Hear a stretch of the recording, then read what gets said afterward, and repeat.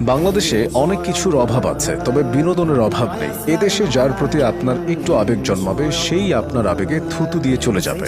সময় মতো এইচএসসি পরীক্ষা না দিতে পারা এই মেয়েটার কথা মনে আছে? এইচএসসির প্রথম দিনে বাংলা প্রথম পত্র পরীক্ষা দিতে না পেরে কান্নায় ভেঙে পড়েছিল সে। কাঁদতে কাঁদতে সেদিন সে জানিয়েছিল অসুস্থ মাকে নিয়ে হাসপাতালে ছুটতে হয়েছিল তাকে, সেজন্য কেন্দ্রে আসতে দেরি হয়েছে। তার কান্নার ভিডিও দেখে আবেগপ্রবণ বাঙালি আবেগের পসরা সাজিয়েছিল। সবাই বলেছিল যেভাবেই হোক পুনরায় এই মেয়ের পরীক্ষার ব্যবস্থা করতে হবে। অথচ ঘটনার 1.5 মাস পর তদন্ত কমিটির রিপোর্টে মেয়েটার কথার কোনো সত্যতা পাওয়া যায়নি। এই মেয়ের এমন সাজানো নাটকের জন্যই হয়তো দেলে ভাই বলেছিল অভিনয়ের জন্য নারী সেরা, আর মেয়েটি হয়তো অভিনেত্রী মরিয়ম মান্নানের বিশাল বড় ভক্ত।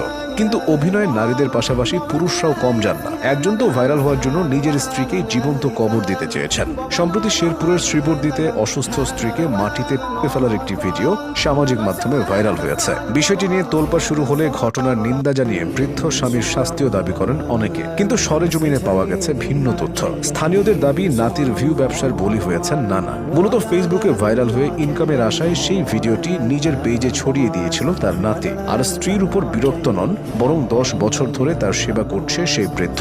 বিনোদন এখানেই শেষ নয়। আজকাল ঘুষ গ্রহণ করার নতুন নতুন যুক্তি বের হয়েছে। এই যেমন ঘুষ গ্রহণ করা এক ভূমি কর্মকর্তা বলেছেন ঘুষ না নিলে মানুষ মনে করবে তার কাজটা ঠিকঠাক হবে না। ঠাকুরগাঁও সদর উপজেলার জামালপুর রায়পুর ইউনিয়ন ভূমি অফিসের সহকারী কর্মকর্তা রেজাউল করিম জমির খারিজ করতে আসা সাধারণ মানুষকে হয়রানি করে সে হাজার হাজার টাকা আদায় করেন। স্থানীয়দের অভিযোগ তার অফিসে গেলে টাকা ছাড়া কোনো কাজই হয় না। তবে অভিযুক্ত কর্মকর্তা রেজাউল করিমের ব্যাখ্যাটা ভিন্ন। তিনি বলেছেন আমি টাকার অঙ্গ বলি না, মানুষ যা খুশি হয়ে দিবে, না নিলে আবার মনে করবে যে আমার কাজটা হবে না। তিনি অকপটে স্বীকার করেন জোর করে যদি কেউ দেয় আমি না করি না, এ সত্য কথা।